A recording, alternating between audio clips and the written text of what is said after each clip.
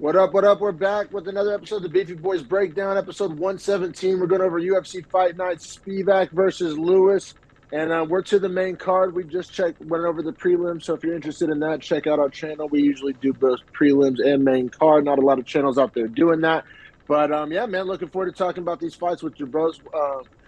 We got Fugit and Kinoshita up first.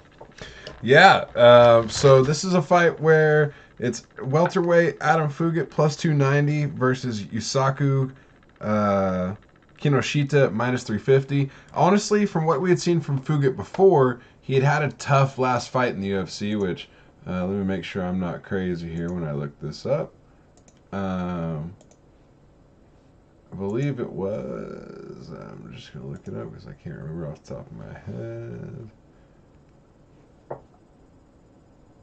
Oh yeah, Michael Morales, and he was that's a tough fight. Man. Right. I'm high on Morales. Yeah, and that was his debut, and he went to the third round before he got finished. So, I mean, I didn't know what to expect from him. Although him being a dog again, I thought like, wow, they're just gonna pit him to like he got two tough fights if you think about it, man. It probably only has a 2-fight contract.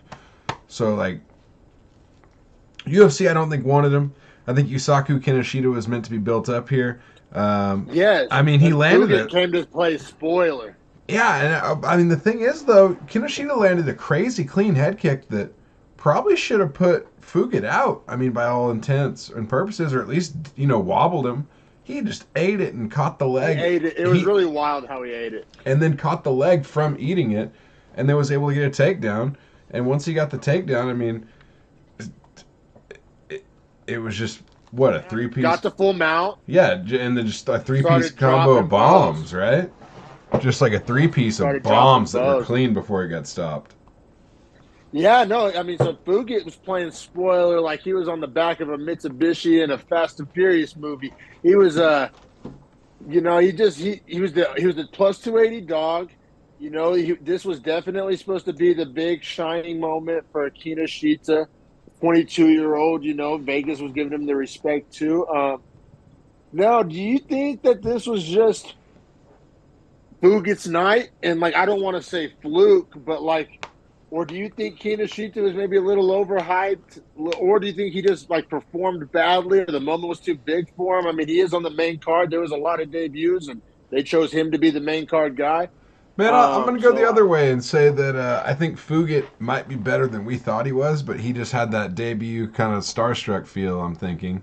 And after his second fight, settled in a little bit. And Morales is just a motherfucker, right? And Morales is more of a motherfucker. Yeah, exactly. And so being made look bad, I think he got more plus money on him here than maybe should have been. So maybe he's actually a plus 250. Not too much off.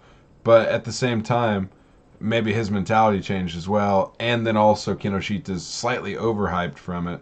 So, I don't know. I think maybe Fugit kind of earned himself at least a few more fights in the UFC is the way I kind of feel about it.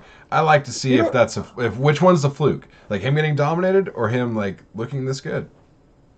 I'm going to phrase this as more of a hypothesis than a theory because it really is a question. And feel free to leave a comment if you know about the local MMA scene in East Asia because I don't know a ton about it. I know there's good high-end promotions in East Asia, One Championship, what was it, Ryzen, so I know there's high-end MMA. But what I'm starting to maybe gather and hypothesize about is that I think that the local lower level MMA scene in East Asia may not be great because all these guys come over so young and so green. Like this guy Kinoshita, 22 years old. I think he was 6-2. So just not a lot of experience, and it's not 6-2 is not 8-0. You know what I mean? And these Russians come over 17-3, or a lot of experience on the lower end scene. It kind of leads me to believe just kind of piecemeal and using context clues. Tyra came over at 20 or 21. There may not be a good developmental scene out there in East Asia. I don't know. What's your thoughts on kind of that? Like I said, I don't really want to say theory, more of a hypothesis. I just wonder if their overall skill level at that age group isn't as high as what it is in America or let's say Russia. I mean Russia or Mexico. Mexico puts usually some really good young fighters too. But there are young fighters, but I think the Asian people kind of get too much hype, and I can't understand why. But I think their skill level is not necessarily where it should be to be in the UFC for a lot of those people.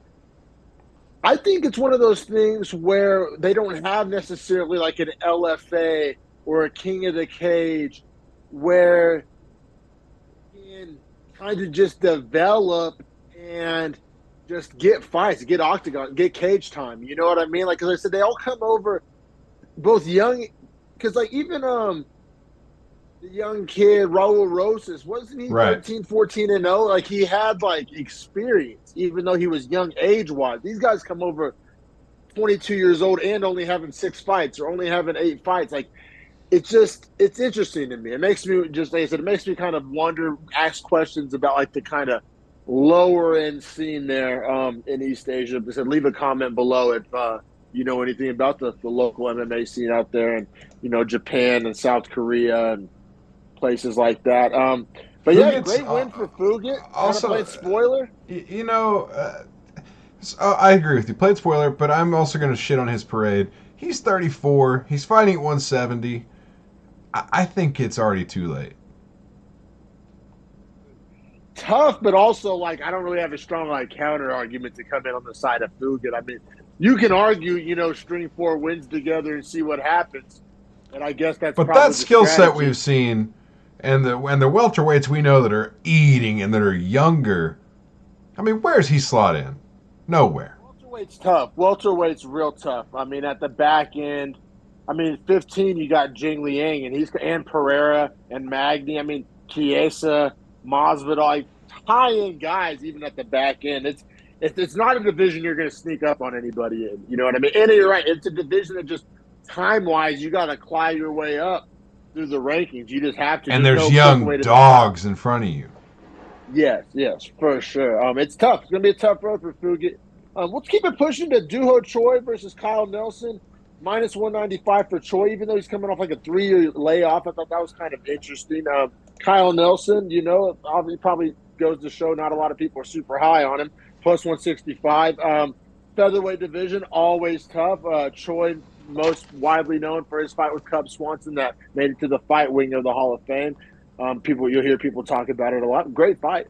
Fun to go back and watch. But has perhaps led to like an over perception of Drew Ho Choi, if I must say so myself. I don't know. It's going to be important to how you score it, though. Get some point deductions and some squirrely scenarios. So, how do you see round one?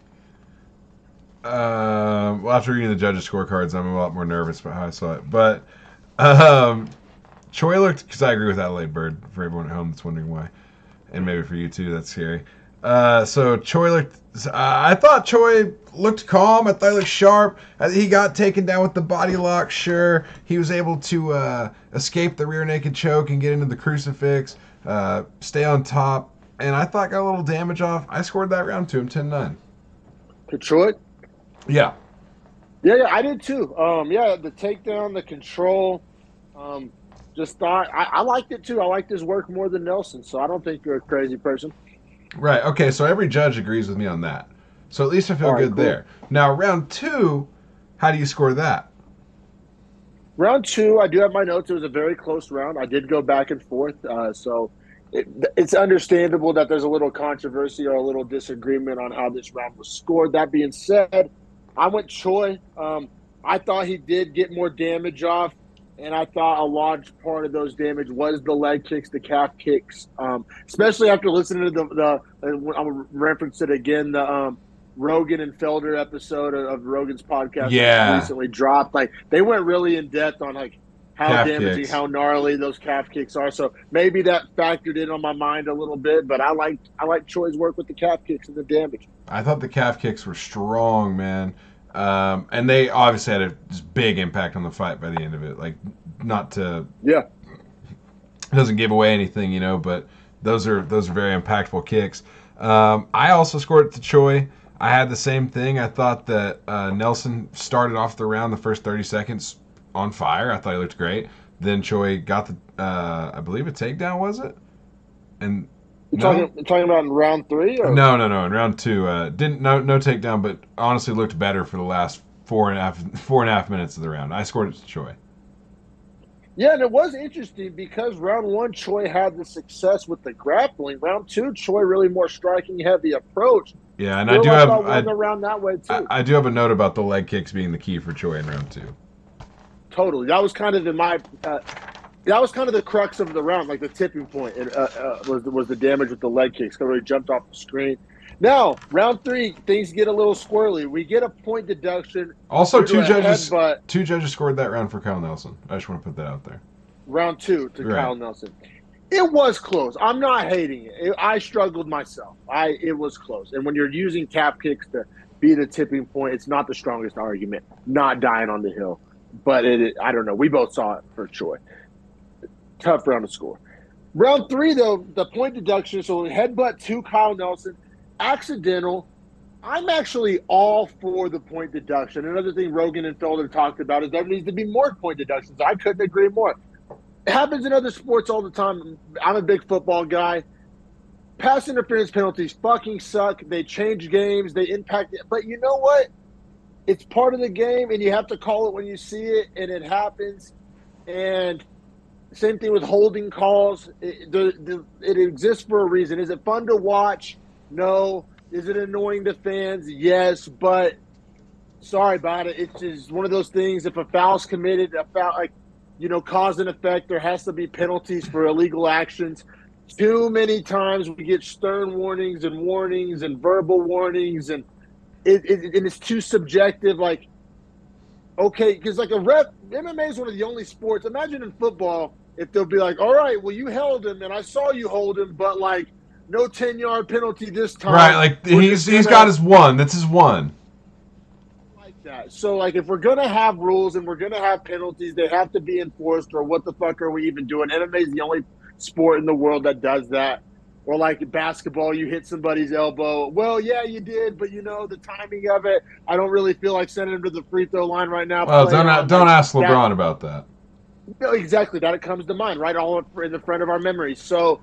Imagine if it's just I don't like that about MMA scoring and reffing. So I actually, short story long, really support the point deduction, even though it seems a little ticky tack. It wasn't the worst. I supported it. It was I didn't think it was accidental necessarily. I thought it was kind of. I thought it seemed like he was like down for like the headbutt motion. All right. He didn't get pulled down. Like he lowered himself down. I don't know if he expected to get his hands. I don't know why. I don't know why. It was like the weirdest headbutt. I agree with the point deduction. Now Nelson was in control for like 3 minutes before he got reversed and that headbutt sequence occurred. And then I wonder how much damage did the headbutt cause versus how much damage did Choi actually cause? Because if you're scoring off damage that round, it's probably Choi's. But if you're scoring off control and if the headbutt caused like any sort of damage, like. How do I score that? Obviously, I take the point away, so I have 9-9 if you score it to Choi. See, I went 10-8 with the point deduction. I did too. I had it to Nelson, so I had it 10-8. Yeah. As well. Yeah. I was just saying that for Choi, if you're going off damage, but it's hard to say that he won the damage because the headbutt was a part of the damage, right?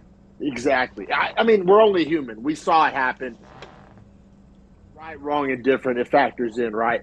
So yeah, I scored. So I agree with the draw. Two judges gave it a 28-28 draw. That's exactly how I saw it. It's not that often. So we both scored it the same, but no judge scored it with us. We arrived there differently? No, we scored it the same, but yeah, none of the other judges scored it that way. But how did they arrive at 28-28? So they each had, these are matching scorecards, Eric Colon and Chris Lee. First round Choi, second round Nelson, so 19-19, and then they had it Choi winning the round 3, but minus the point. Oh, really? Yeah. I didn't even factor that. I mean, yeah, I guess that math checks out, but I thought we saw it the way that they saw it because we got the same score. No, yeah. Wow. They reversed 2 of our rounds. We only agreed on the first. We only agreed on the first with the judges. We agreed, but not with them. Wow. I honestly like when that happens, bro. Like I like when we agree. Makes me wonder too, and also like on verdict. Like I think we're usually closer on verdict than the judges are. Yeah, man. That's interesting. That's very interesting. And then the 29-27 to Juho Choi is kind of out of line. But The third round. But is it because all three judges scored the third round of Choi and the first round of Choi? They all agree. well, see, I say this as a guy who I thought round 2 was the only hard round to score. I So for thought all 3 this was close. controversy to come in on 1 and 3, from my perspective, like from where I'm sitting, we should be arguing about round 2. I think the fact that we're arguing about 1 and 3 is a little dicey. I thought 3 was I'll close. argue round 2 with you all day. But all right, fair enough. But we don't think that round 1 was hard to score. So the fact that that's like factoring in is a little bit tough to swallow, I guess you could say. Yeah. So, I mean, oddly enough, majority draw is the decision of the fight. We each have a draw, just a regular ass draw. Obviously, Adelaide Bird is crazy. So, that remains true. Let's keep it pushing because this next heavyweight fight, I don't know if you've been keeping track on Twitter, but this has some pretty interesting fallout for a guy that we're high on. And that's really what I want to talk about more so than what actually takes place in this fight. All right, I haven't seen that at all, so you get fresh reaction. This fight was not awesome from my standpoint. Didn't love it. Well, you know what? I loved it because first off, Ty Burr. I texted you before this fight. This is my favorite bet on the whole card. Ty Burr over Ivanov. Minus 135 is a great number. A number? Tremendous. That should have been minus 300. Like I was like, that jumped out at me. I didn't get down to the sports book, but I do have a text message on Harrison's phone saying my favorite bet on the whole card is Ty Burr over Ivanov. I love that value. And I like it for the sake of we're always like kind of as a show like excited for the young cats to come up the rankings and clear out the old like spot holders. Ty Burr is older than Ivanov. Yeah, but Ivanov, I think I don't know. I won't speak for you. I'll speak for myself. Ivanov's done. I view Ivanov as kind of like an illegitimate, like his name shouldn't be on the rankings. There's a lot of young. He was just a champion of another division that came over. And he had originally won a fight against a number 11 guy in heavyweight when the division was a little weaker 2 or 3 years ago, and has kind of held onto his ranking. Exactly. So that's why I was kind of excited to see a guy like that get cleared out in a spot for a young lion to get opened up. Same could be said for a Dawkins. You know what I mean? And we have the Romanovs and the Almeidas climbing the rankings, so it's good. And we get to Derrick Lewis later on in the night, So I don't know. I'm excited for this new wave of heavyweight. Almost all these old, boring, irrelevant guys are almost cleared out. Ivanov's one of the last, ones to tumble. So, and it doesn't really give it away. I mean, like I said, I love me some Ty Burr in this one. So we got 10 versus 15 ranked heavyweights.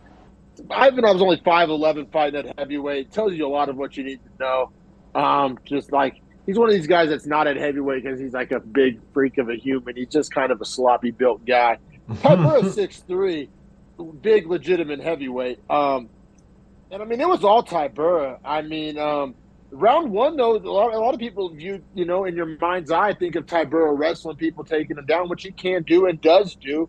But I mean, round 1 and 2 really was really just on the feet, just volume, getting off, just letting the hands fly, letting really the kicks to the body and the head. I mean, the kickboxing for a heavyweight, pretty goddamn impressive. Man, I struggle with this fight because I scored the first round of Ty Burr, and I thought his stance switching was really nice. I thought his kicks were really good. He moved well. He looked good. His footwork was great, but Ivanov's hand speed was there. And granted, he whiffed on a lot of shots, but man, I thought he was landing the bigger shots most of the night. I don't think he won the damage battle. So I did score it 10-9 to Ty Burr, but I'm just saying from a spectating standpoint, Ivanov might have been more fun to watch.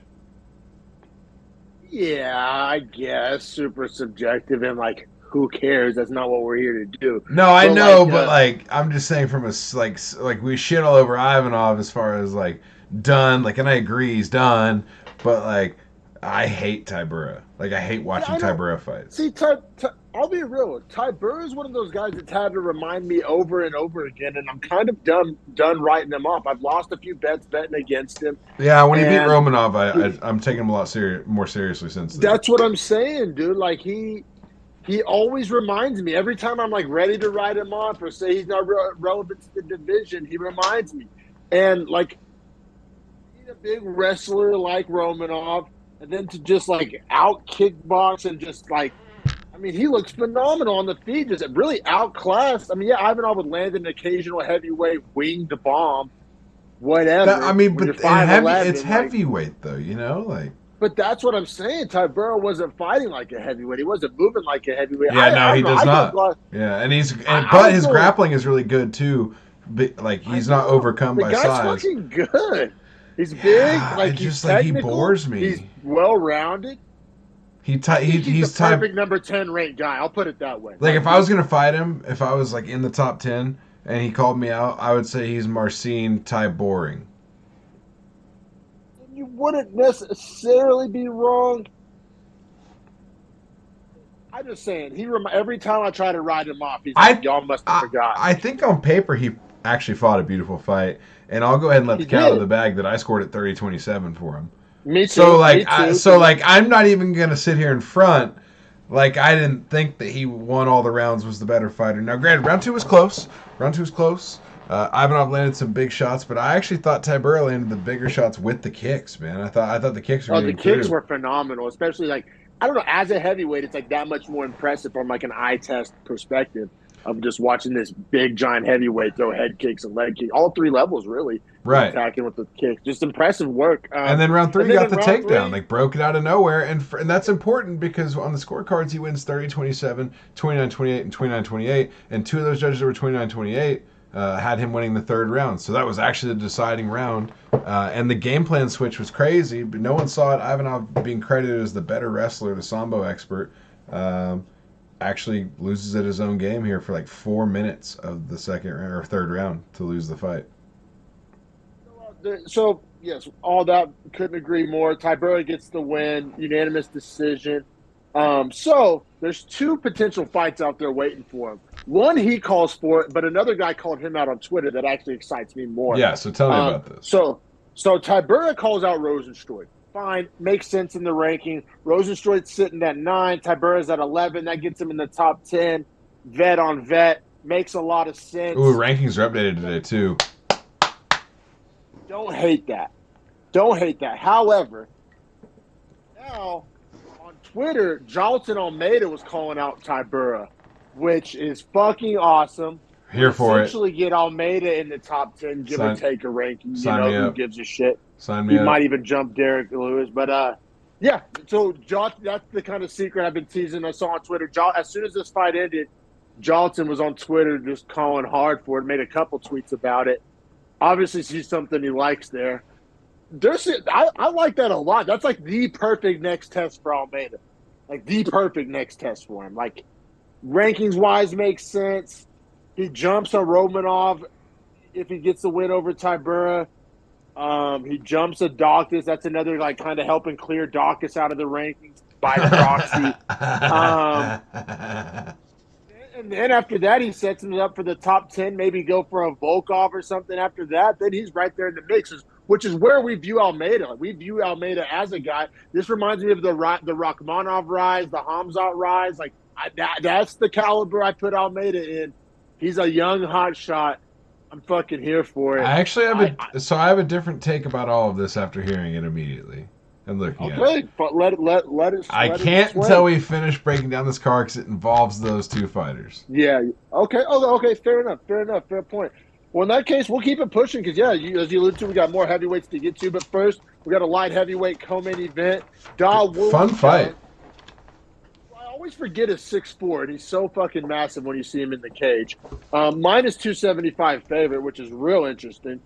Taking on Devin Clark plus 230.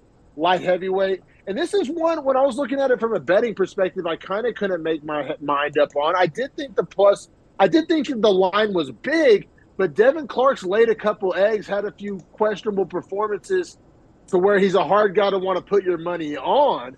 But I also didn't think Dawoon Jung was 3 times better than him. You know what I'm saying? Right, Devin Clark, former main eventer. Dawoon Jung, I don't think he's been anywhere close to the top of the bill before. Well, Dawoon Jung does have wins, though, over Sam Alvey has a draw against Hilarious.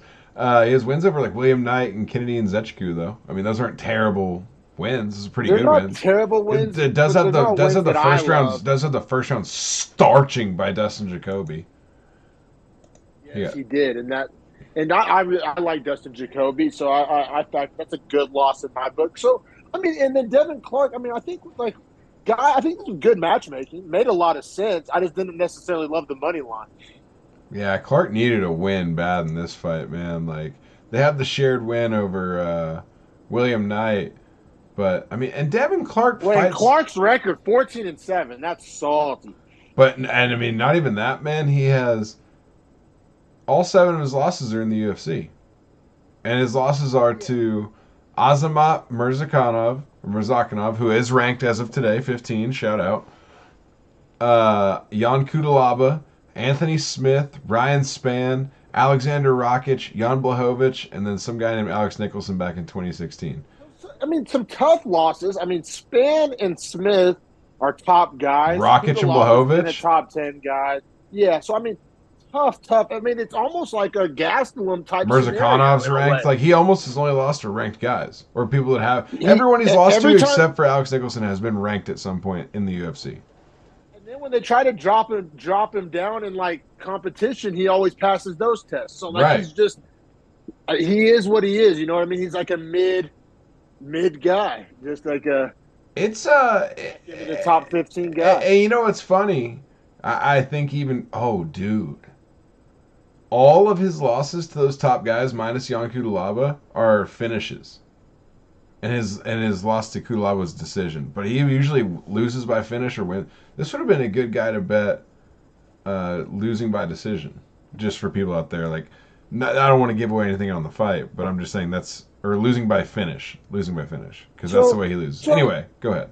let's go a little bit round by round here, just because all 3 judges end up agreeing with each other. It ends up not really being a controversial decision. This does go all 3 rounds, as you were just talking about. But I personally watching it, and I rewatched this fight because I was too hammered the night I watched it. But I rewatched this fight.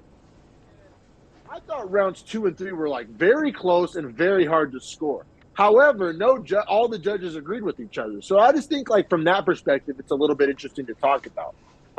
Round 1, I thought was the easiest round to score.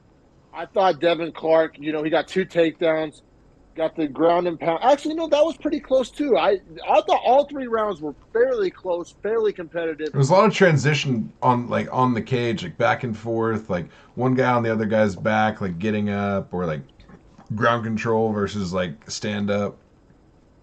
All 3 rounds had a common theme of, you'll cut out of the bag a little bit. I thought Clark won the damage battle. I thought he kept winning damage. That's what I thought too. I literally have it in my notes for all 3 of the rounds. And I mean, round 2 is a slight edge. I thought round 3 was like a big edge. If I'm gonna say it, like if it's an edge, it's so close, right? But I'm just saying, like I thought 3 was easier for me to score as far as damage than 2. Round 1 was the easiest to score, even though it was close. Round 1 was the easiest. It looked the cleanest. He He just took almost no damage in round 1. Was really what it was. No, round 2, most of the round was spent in like Jung-controlled snoozy clinch. Mm-hmm. But the only like big damaging shots landed in the whole round came from Clark. So I edged it out to Clark. Round 3, up into the last 30 seconds, I was like, I legitimately don't know who I'm about to give this round to. And then Clark got the late round takedown that kind of forced my hand, because I thought it was so 50-50. And then Clark ended the round very strong strategically, but still. So, yeah, I thought it was like hard to score and kind of easy to score at the same time, because Clark did a good job of ending rounds strong. And I don't think there's a single round where you can say Jung got more damage off. But just overall, a very competitive fight. And Jung performed fairly decently. I just, like Clark, like I said, just ended the round strong and got the better damage off. Yeah, I guess, you know what?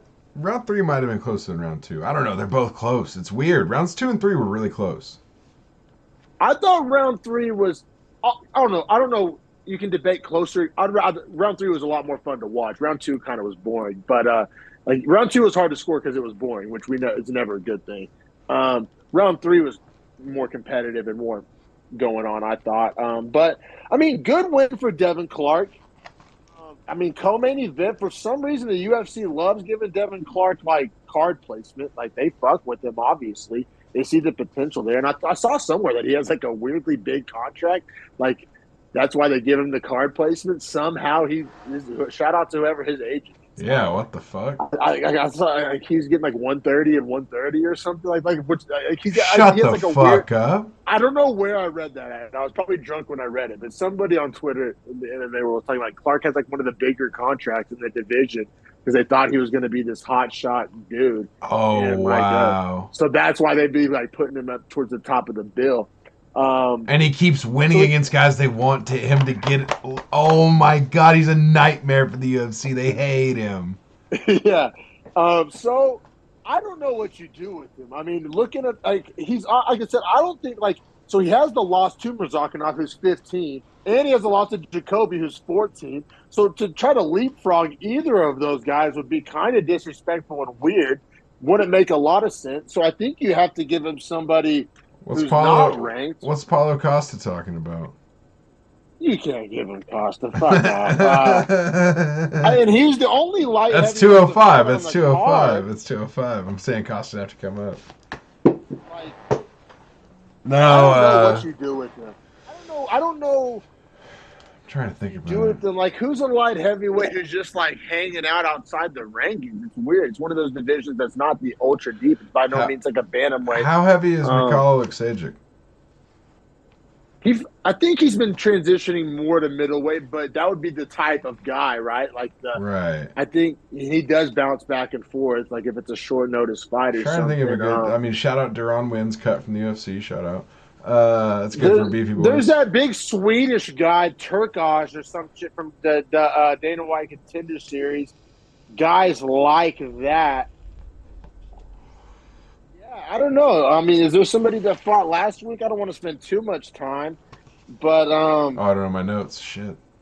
Oh. Paul Craig's coming off a loss, but he doesn't really deserve that level of match. No, I don't think any top 15. That's too much. Maybe he's close. Oh, Ihor Potieria. Hey. Oh, hey. Potieria. They want to push Potieria. I think Potieria gets smashed by Devin Clark too.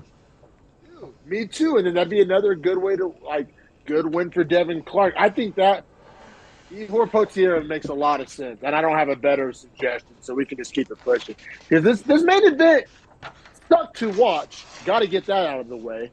Terrible. But was very relevant for clearing up the heavyweight division picture. Let us know where both of these guys stand. I feel like it's not a lot that times when there's a terrible fight that you learn a lot from, but I think that's the best way to describe this heavyweight main event between Derrick Lewis coming in plus 230, was ranked 7 going into it, 37 years old, taking on a 28-year-old young lion, Serghei Spivac, minus 275, ranked 12 coming into this. This was a big kind of gatekeeper crossroads, old dog meets young lion type of matchmaking, which I love in a division like heavyweight that's been having these old names kind of hang on to spots for so long. I have so many young lions hanging out at the bottom. I'll turn it over to you. I got some hot takes in this fight. So he's fought his last 3 fights have been each 6 months apart. So I think that's kind of his MO. Is Lewis you're talking about? Yeah. So he's fought February, July, February, right? Each 6 months between each one, roughly. So when he's another guy with a huge contract that the UFC can't fight all the time. Here's what I noticed and said aloud. Exactly. Here's what I noticed and said aloud before the fight started. When they were running his promos and the things he was saying, right, about just the promo, the hype videos. Those are the exact same ones from Pavlovich fight. Those weren't different. He didn't cut new promos for this card. He didn't do any media for them. It seems like he's out the door. He has 1 foot out the door. I agree. And it's not just the L. So, let the cat out of the bag. He's 1-4 in his last 5. The Curtis Blades win was the last time he actually looked good. The Chris Daukaus win has aged poorly. Daukaus is not ranked UFC caliber in our opinion. And Blades, you could argue he was losing against until he hit the uppercut. Which shout out to D-Max Wallet. Shout out. Yeah, that was what got me into sports betting, so fuck that fight. But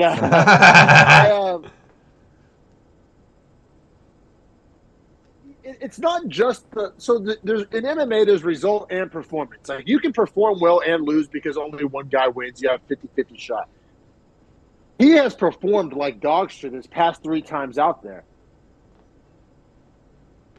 I think that's fair to say. And like I said, in the Dawkins win, I don't really care about and look like shit against Gone. So I don't know, dude. I think he's washed, done. And I think it's obvious. The fact that Dana White's acting like that's like Dana White just talked about how Fedor fought too long and was washed, blah, blah, blah, but then comes out and is like, oh, yeah, I see no problem with what Derrick Lewis is doing. He's just capped and talk out of both sides of his neck White. I mean, and honestly, to give some X's and O's quickly on it, Derrick Lewis gets taken down essentially within 25 seconds of the start.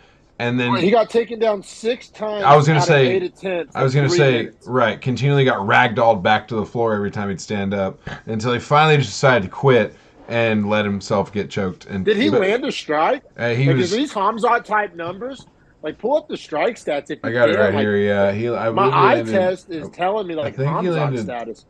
Oh, he landed no strikes and threw only 3. He got Hamzated. Right. And meanwhile, Spivac threw 54 and landed 36. And before they were like significant strikes, which are like they were hard too. His significant count was 12 out of 21. So like he was throwing on the feet and also like some big shots on the ground. 12 were huge. Like I think only elbows. I think only elbows are significant on the ground. No punches. And some of the punches were big too. Like right. Some of those big. So I think he only landed like 6 punches on the feet, like which were significant, quote unquote, by the way they measure him. So he landed like 6 strong elbows on the ground. Spivac's interesting, man. He's growing on me. I've always kind of liked him, to be honest. He's never really disappointed, or like he gets finishes. I mean, it is kind of one-dimensional, but he's so fucking good at that one dimension, and he keeps beating strikers with it. So it's like it doesn't seem. I don't really see the issue, and he's like very active. Like his ground and pound might be the best in the division. Like so here's where I'm at with it. Is that Spivac called out Rosenstruik, right? Is that no? I'm sorry. That was Tybura. Yeah, it was Tybura. Which I guess makes sense, but okay, that leads to my point. That's okay. So Tybura called it Rosenstruik. It would make more sense if he just fought Spivac. Both of them coming off a win and looking good. That was my big play there. And then Derrick Lewis gets Jailton Almeida in his goodbye fight. Fed to Almeida. Just fed. I honestly, I'll be real. I'm not saying that doesn't make sense, and I'm not even saying that won't happen. I don't want to watch it. Spivak called for John Jones, which is super unrealistic. So that's why I didn't even consider that. That was dumb. Thanks for bringing up that dumb call out. And Bisping had to pull teeth to get the worst call. By the way, shout out to Derrick Lewis retirement. You know, gotta hit this Hallerhead for Derrick Lewis retirement because that's what this was. I hope it was. Like, I don't want to see him out there fighting the Almeidas of the world or the Romanovs of the world or there's some dogs out there waiting for him. Spivac, like I said, he just did himself no favors. Spivac, talk about a competitive, interesting fight. Spivac Blades would be awesome because Spivac is not like neither one of those guys is taking each other down. I don't think. Maybe Blades can take down Spivac. When is Aspinall getting back? He tweeted something saying that his recovery's going well and it's trending in the right direction. I think he's going to start sparring soon and stuff. So, but probably still 4 or 5 months out, 6 months out, probably if we're being safe. It was July of 2022. So yeah, July of 2023 is 5 months away. It was late July as well. Yeah, you're right. Yeah, I'm overly ambitious. I still got to sit on those for those Aspinall hot takes. Got to wait. Fuck. Bosses said he's taking some time off, coming off 2 L's. Blades is the guy the reason Blades needs a fight. He hasn't fought in a while. His last fight was a dud against Aspinall. That was his last fight, and it lasted half a round and ended in a DQ or TKO. You know what I mean? But it was bullshit. He hasn't been in a real fight in a while. You know what you could do, talking about feeding old heavyweights, and I know you'll love this because you're Mr. Anti-Stipe. Now, will never happen, and Spivak, you could argue, doesn't deserve it. But from a purely matchmaking division moving forward perspective, Spivac Miocic would be pretty fucking dope. Now, it wouldn't sell, and I you think couldn't Miocic headline might it. piece him up. I'll say that if Stipe's still good enough to piece up Spivac, then good on him. Let him do it. That's not a can.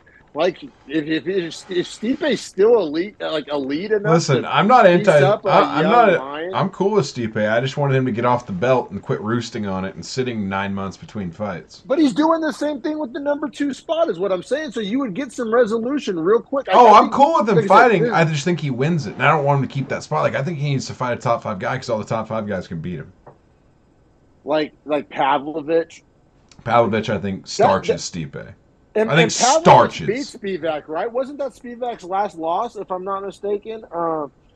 They fought. I might be crazy. I want to say they fought already. No. Aspinall is who he's fought. Spivak has the loss to Aspinall. Oh, okay, yeah, he got starched. That's right.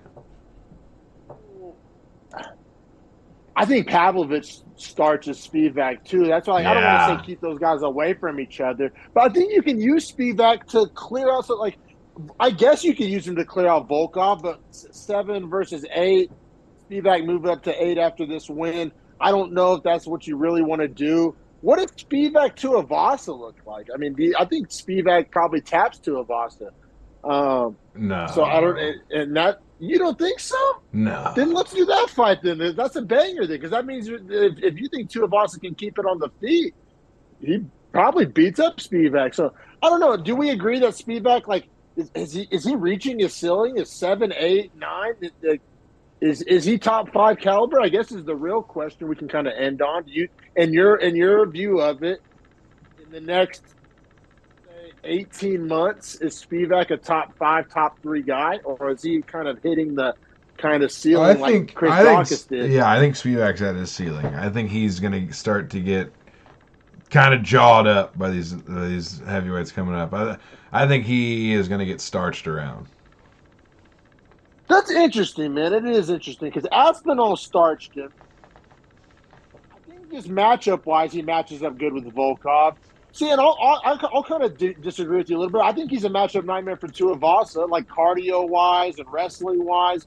You're right. If Ty can keep it on his feet, he probably beats him up. But I think that's a real big if. And then, like I said, Curtis Blades most likely beats him. He's a big underdog to Curtis Blades. However, if they can kind of neutralize the wrestling, he probably still beats him up on the feet. But that'd be interesting. I think that's interesting. I think you can get intrigue there, sell fights there. Like, I don't know if you wanted to. Pavlovich is probably too much, but I'm not convinced Pavlovich isn't the best guy in the division without Ngannou. Pavlovich might start you gone. Yeah, I mean, Pavlovich is a beast. I think he's in a different conversation. Looks like, but all right, Miocic, everything you said about him camping on the belt, just if we just get him a belt that says number 2, he's camping on that. Yeah, well, you're not wrong, and I wouldn't mind. Have Blades and Miocic fought before? I don't believe they have. I don't think they had. That would make a lot of sense. That makes sense. And meanwhile, just do a Volkov Spivak interim. Just see who's really ready to come back into the top 5. All right. Fair enough. We talked heavyweights. We got a super fight next week. That's what I was going to ask. I literally have it brought up already. All the odds, everything. And the odds are wild. And I want to put put $30 on Volkov, or I'm sorry, on Volkanovski. Just straight. Just because a $30 bet. A $30 bet wins 96. $30 turns into 126. Handing you a C note back. I agree. It's the number on Volk's too good. Like, it could happen. Now, will I be devastated if it doesn't happen? No, but Volk, if you're telling me 3-1, you're saying Volk has no shot, and I just disagree with it.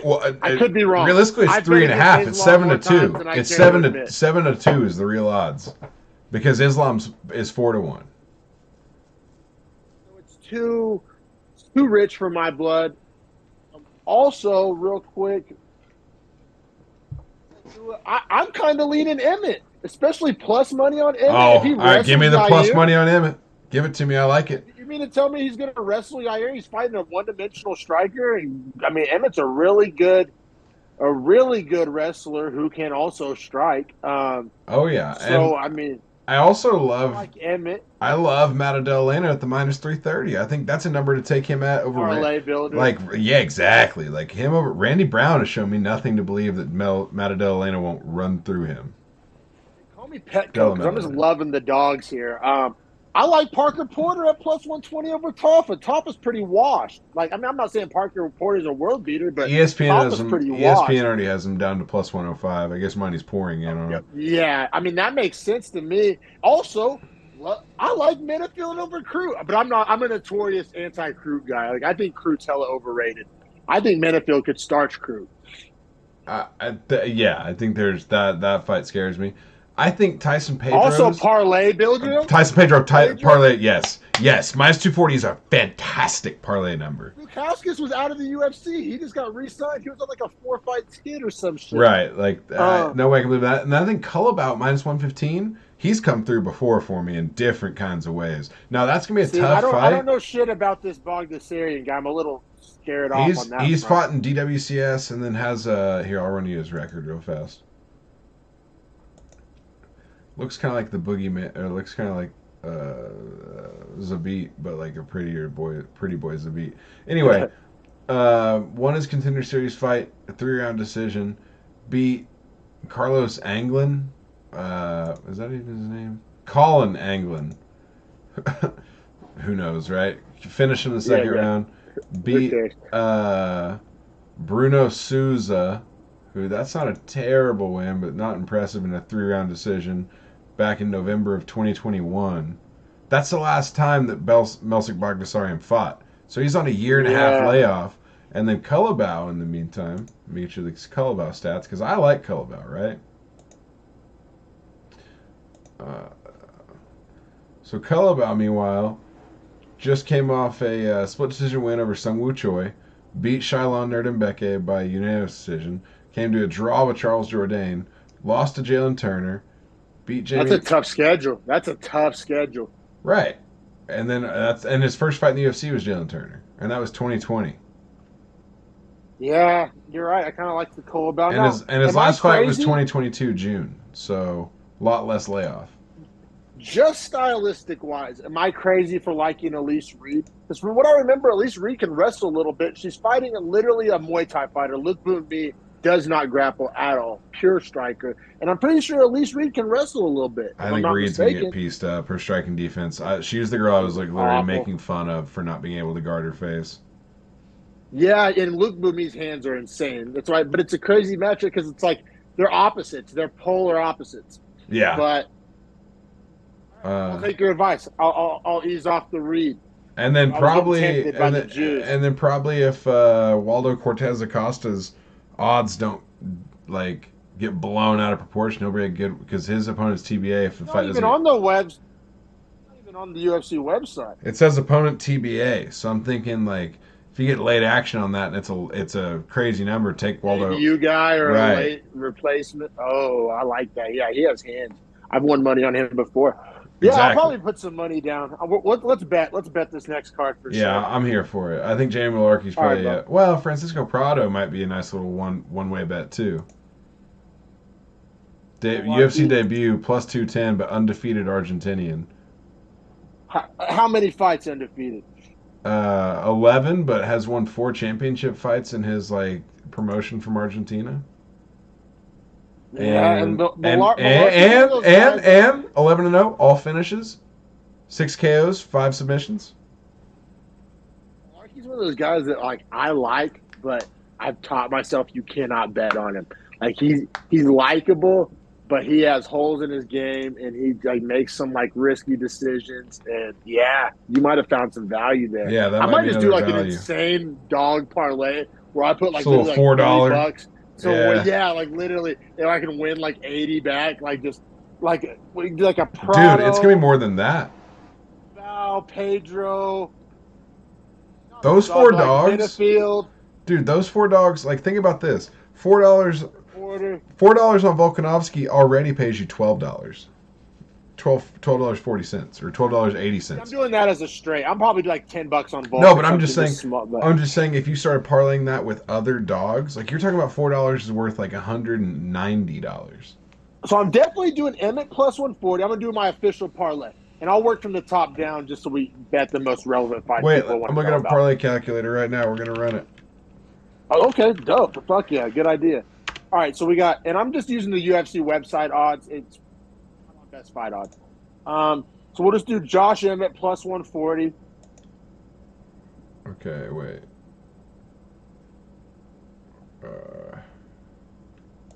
Okay, Josh Emmett plus 140. We'll do JDM minus 305. I'm just going in order here. Okay. Wait. Uh, do you have Volk in this? No, I'm doing Volk as a straight bet. I've already convinced, so I don't want to like waste Okay, time and how many doing the dollars bet. you want to risk? On this, let's just do 5 to not be super pathetic. All right, cool. All right, cool. What do we got next? Plus 140. We got minus 305 JDM. I'm feeling Parker Porter. I don't know why. I'm just out on Tafa. I don't really respect the skill set. Parker Porter has some decent hands. Plus 120 Parker Porter. I got plus 105 on ESPN, so I got to go with that because that'll be Fair the enough. official. And then what is that? 3 legs, and we'll just make it a 4-legger because I've learned anything after that. Just or do you want to do Pedro for a 5th leg? We'll do a 5-legger. Let's get crazy here. Plus 195 Minifield and a minus 250 Pedro. What are we looking at? Plus 195 minus 250. And this is the Beefy Boys. We should start doing. We should do a weekly 4-legger for like a cow. It's 4 legs. Yeah, and I'm down to not do the Pedro one, or you can. I mean, if it's our show podcast, you pick the one that you take out. Because let's do 4-legger. It's more realistic, more likely to hit. Pie in the sky. Let's do a 4-legger, and it's totally in your ballpark. Which one we don't include? Because I think collab bets are. All right. Will you run me the legs again real fast? I closed on my. After Parker Porter. What are the 2 after Parker Porter? Plus 195 Minifield and minus 250 Pedro. Let's do minus 250. Who's Pedro fighting? Bukowskis, who was minus 250 Pedro. We like that. We love that. We love that. Yeah. All right. We do. I mean, that's $5 to win $40.73. 8 times your money, pretty much, plus 800, right? Yeah, plus 815. I like it.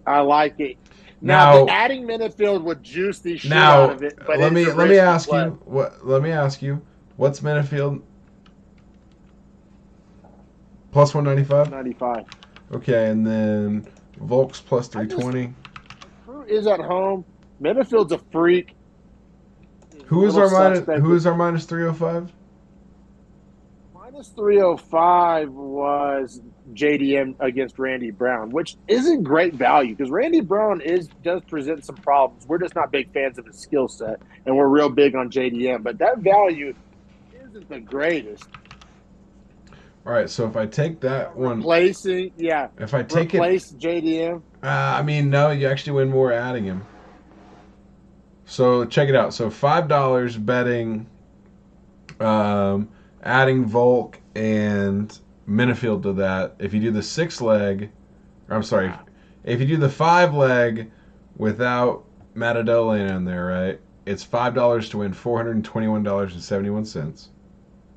Replace Volk if you replace JDM with the Volk? No. If you just essentially in the 5 legs, if you replace JDM with Volk, and then if you add JDM back in on the 6-leg, because I really like his number here, right? That actually is going to pay more at $5 to win you $561.63. Hey, I'm going to do some of these, bro. I'm going to throw a couple bucks down. Like how? Like that's that $5 fun. to win 561. Like, and none of those are the craziest underdogs. Yeah, none of those are we've seen way crazier happen. Like honestly, Volk is number 1 pound for pound. Check it out, Jimmy man. Cruz on like a 2-fight L streak. Check it out. And this is going to be my realistic parlay. If I had to do a realistic parlay, I would take Minifield off. I would leave Matadolena on. Let me take this leg off. Let me see what 5 legs on this pays. Now, this isn't great, but a realistic 5-leg parlay for me right here is $187 in winnings on a $5 bet. Was it Emmett, JDM, Emmett, JDM, Porter, Pedro, and Prado. no. Wait, what were Prado's odds? It doesn't say on the website. Here, let me. Oh, here. Do you have best fight odds pull up? It's on ESPN. Let me. I got it. I got it right here. Let me pull up their fight center. God, this website. Sorry, everyone at home. My internet sucks. There it is. Okay.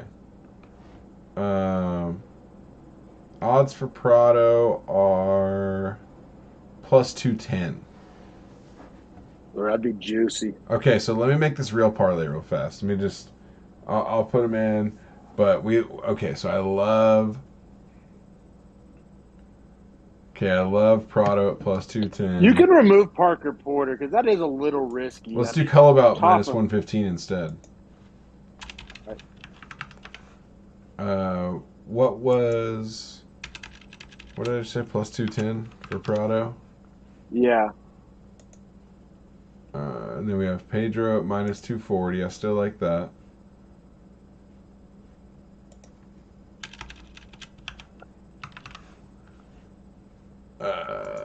We have Emmett at plus 140. Volk at plus 320.